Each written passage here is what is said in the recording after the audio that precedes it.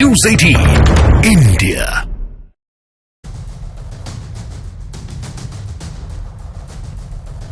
नमस्कार व्यूअर्स, मैं हूं अमीश देवगन और आप सबको मेरी राम राम। मैं सीधा अयोध्या से नोएडा आ रहा हूं, यानी अपने स्टूडियोज आ रहा हूं, यानी राम धाम से आ रहा हूं। और यकीन मानिए, अब से 2 घंटे पहले मेरा एयरक्राफ्ट लैंड किया और मैं सीधे स्टूडियो आ रहा हूं। तो रामधुन मेरे कानों में अभी भी बज रही है, जो मैंने अयोध्या में देखा। अयोध्या दिव्य थी, भव्य थी, लेकिन देश में जो जश्न मनाया गया वो भी बहुत भव्य था। अयोध्या के दिव्य मंदिर में रामलला गाजे बाजे के साथ विराजमान हो गए हैं, लेकिन विपक्ष सियासी घमासान का अध्याय छोड़ने के बिल्कुल मूड में नहीं है। क्या नेता, क्या अभिनेता, क्या इंडस्ट्रियलिस्ट और क्या देश के आम लोग, हर कोई राम मंदिर को लेकर उत्साह में था, अयोध्या की पावन धरा पर मौजूद था। लेकिन प्राण प्रतिष्ठा के चंद घंटों बाद ही ममता बनर्जी ने सवाल खड़े कर दिए कि बीजेपी आरएसएस वाले माता सीता का नाम क्यों नहीं लेते। ममता बनर्जी ने बीजेपी को महिला विरोधी तक बता दिया, जिसके बाद ममता बनर्जी को आईना दिखाते हुए विपक्ष विश्व हिंदू परिषद ने जोरदार पलटवार किया। उधर ओवैसी का बाबरी राग अभी भी थमने का नाम नहीं ले रहा। ओवैसी कह रहे हैं कि जैसे लोग अपने मां बाप की मौत की तारीख नहीं भूलते, वैसे ही मैं 6 दिसंबर की तारीख को नहीं भुला सकता। लालू यादव के बड़े सपुत्र तेज प्रताप यादव कह रहे हैं कि राम नहीं आ रहे हैं, चुनाव आ रहे हैं। इसी बीच राहुल गांधी से जुड़े सवाल पर असम के चीफ मिनिस्टर हेमंता बिस्वा शर्मा ने कहा कि आज के दिन रावण की नहीं बल्कि प्रभु श्री राम की बात कीजिए। तो आज इन तमाम मुद्दों पर होगी देश की सबसे प्रतिष्ठित बहस। 2024 की लड़ाई राम और रावण पे आई।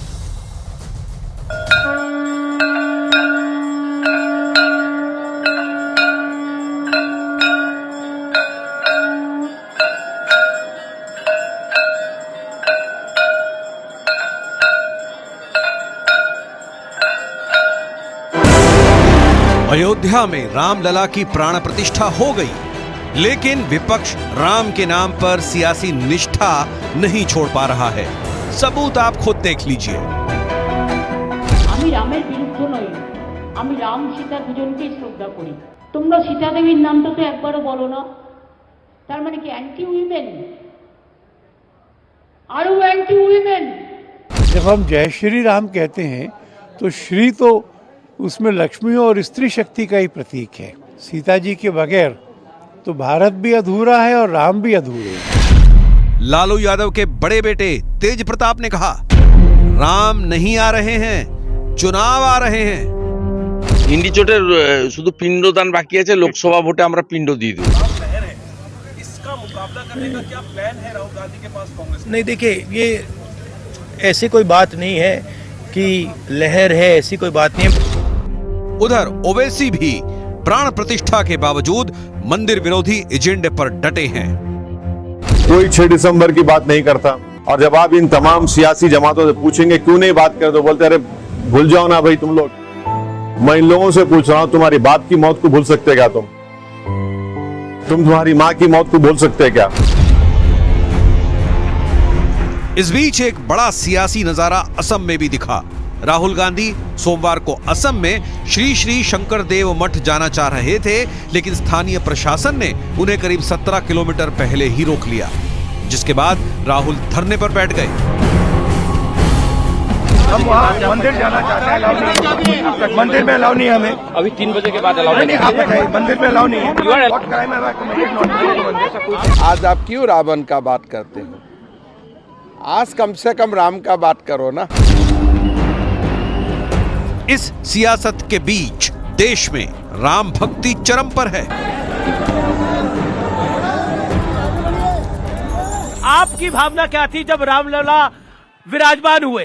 दुनिया के सबसे भाग्यशाली पीढ़ी अगर है तो हमारी है कि 500 साल बाद हमने ये दृश्य देखा। आपके पूर्वजों ने कुछ बहुत बड़े पुण्य करे होंगे, आपको वहां जाने का सौभाग्य मिला।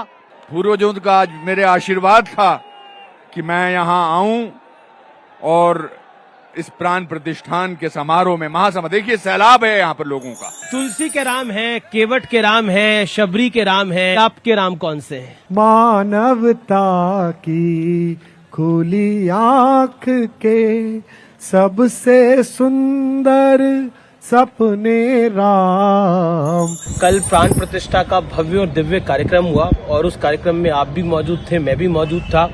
वो कार्यक्रम देखकर आपका पहला एहसास क्या था? विश्वास नहीं हो रहा था कि इस धरती पर हूं। कल खुले दिल से हम लोग बोल रहे थे कि हम राम मंदिर में आए हैं और जय श्री राम है। और जो लोग नहीं आए उनको आप क्या कहना चाहते हैं, जिनको निमंत्रण गया भी लेकिन वो आ नहीं पाए? उत्तर दे रहा हूं, विनाश काले विपरीत बुद्धि। लेकिन आज सबसे बड़ा सवाल है कि क्या वाकई 2024 का चुनाव राम के नाम पर होगा? आज इसी पर होगी देश की सबसे बड़ी बहस। 2024 की लड़ाई राम और रावण पर आई। और अब वक्त है आर पार के सुप्रसिद्ध विश्लेषण का। ये नजर डाल लेते हैं राममय माहौल में विपक्ष की उल्टी चाल का विश्लेषण। नेता, अभिनेता, दिग्गज कारोबारी, आम इंसान प्राण प्रतिष्ठा में मौजूद थे।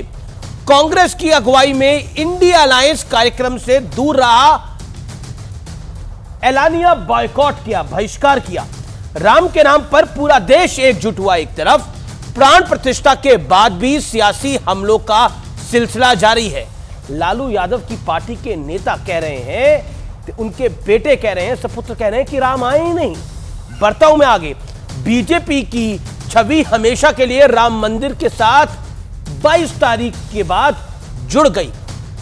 विपक्ष पर राम विरोधी होने का आरोप लग रहा है और खुद विपक्ष के नेता खुद पे सवाल उठा रहे हैं। अयोध्या से निकला संदेश बीजेपी का वोट बैंक और मजबूत करेगा, ऐसा दिख रहा है। एक राम लहर दिख रही है देश के अंदर। हिंदी पट्टी में विपक्ष को बड़ा नुकसान संभव है, इसमें कोई दो राय नहीं है।